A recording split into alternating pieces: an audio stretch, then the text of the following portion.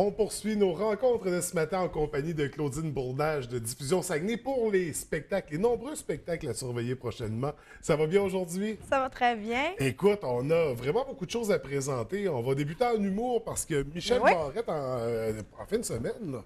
Mais Michel Barrette, en fait, je sais pas, là, François, ça fait combien de fois qu'il peut être venu dans la région dans la dernière Il est année? pas mal chez eux, hein? Il est chez eux. Les gens l'aiment beaucoup. À chaque fois qu'on met une représentation avant, ça vend, on rajoute.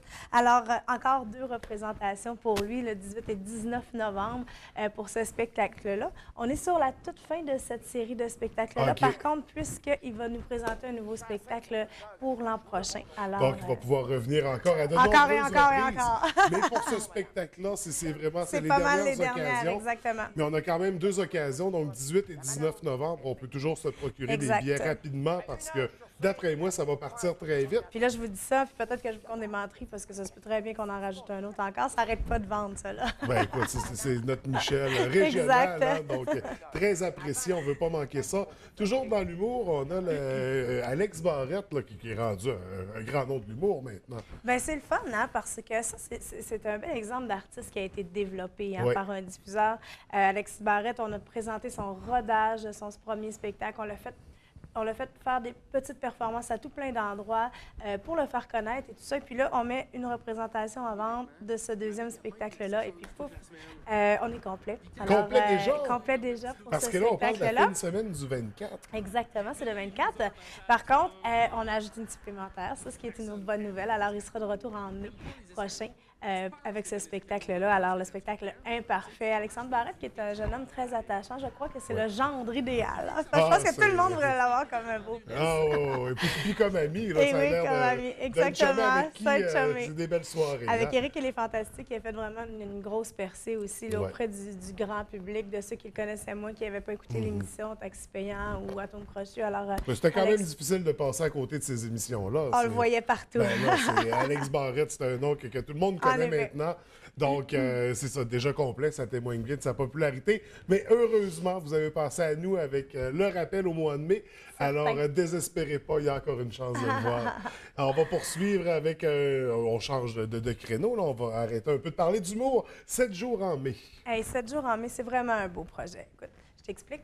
C'est 7 artistes qui se sont regroupés en mai Oui. dernier dans une espèce de... Eux autres, ils appellent ça un chalet. Là. Moi, je te dirais un château dans le nord. Je pensais que tu allais dire un shack. Non, écoute, c'est à l'autre côté. C'est vraiment une très, très belle maison. Ils se sont regroupés là et tous les matins, on parle de Michel Rivard, Luc Larochelière, Éric Goulet, les Mountain Daisies, Marat Tremblay. Alors, tous des gens... Des monuments de la musique québécoise. Tous des créateurs de Ouais. musique, soit du côté musical, soit du côté parolier. Ils se sont regroupés ensemble, ils se sont mis des thèmes dans un chapeau et à chaque matin, ils se pigeaient donc un nom. Soit Michel Rivard se pigeait avec Éric Goulet, il disait, bon, Éric Goulet et Michel Rivard, aujourd'hui, vous faites une chanson. Alors, ils ont fait ça pendant 7 jours, faire des mix comme ça de Wow. personnes. Et le soir, ils enregistraient cette chanson qu'ils avaient fait dans la journée. Alors, ça a créé un album folk incroyable. Ils ont été en nomination à la disque dernièrement, d'ailleurs, pour meilleur album folk de l'année. Et ils ont décidé de prendre la route avec ce projet-là. Alors, c'est vraiment tout à fait unique, tout à fait... On va avoir ça juste une fois. Ben On ne oui, fera pas ça beaucoup de fois. Alors, ça a créé vraiment des instants magiques pour ceux et celles qui font de la musique ou qui ont du théâtre ou quel que soit le truc en groupe. Vous savez que les liens se resserrent énormément quand on vit ensemble très près comme ça. Alors, ces 7 jours-là ont été absolument, paraît-il, particuliers en j'imagine. émotion, en création et tout. Et ça va amener certainement d'autres projets. Mais ce sera à voir sur scène une belle gang. Luc Larochelière, Marat Tremblay, Michel Rivard, Éric Goulet. Ça va être ça devrait une brasser. très grosse soirée.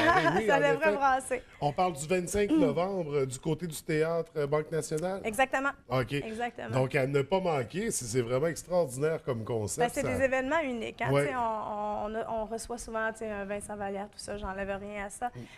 C'est tout aussi bien. Mais là, c'est vraiment des créations. Alors peut-être faire un petit détour vers le Théâtre Banque Nationale pour voir ça. Un détour qui en vaudra certainement la peine. Ouais. Donc, puis toujours dans la même fin de semaine, c'est un gros week-end là, pour Diffusion Saguenay, parce qu'on reçoit également Beyond the Wall, l'hommage à Pink Floyd. L'hommage à Pink Floyd, qui a été créé par Richard Petit l'année passée. Ça va vraiment bien pour eux. Ils ont fait plein de villes au Québec, mais surtout plein de villes en Europe aussi, avec cet hommage-là à Pink Floyd, qui est un peu différent des autres, puisque c'est l'opéra Pink Floyd qui est présenté. Alors, on a tous les personnages à la base qui avaient été créés par Pink Floyd. Alors, on retrouve plein de talents sur cet hommage-là. Alors, ils font, ça fait, je crois, 3 Capitoles à Québec pleins qu'ils font, qui réussissent à toucher, ils réussissent à toucher tous ces gens-là. Alors, ils seront du côté du théâtre du Palais municipal. Moi, je suis bien fière d'avoir réussi à pouvoir les apporter ici à Saguenay, parce que c'est des grosses productions, il y a beaucoup de monde, des décors très imposants. Alors, ça nous était demandé, plusieurs personnes qui nous écrivaient, est-ce qu'on va l'avoir? Ils sont vraiment dans l'esprit du grandiose à la Pink Floyd, là, avec ces sons. Vous allez retrouver l'ambiance sonore, vous allez retrouver les costumes, les décors. Vraiment, c'est une très grosse production.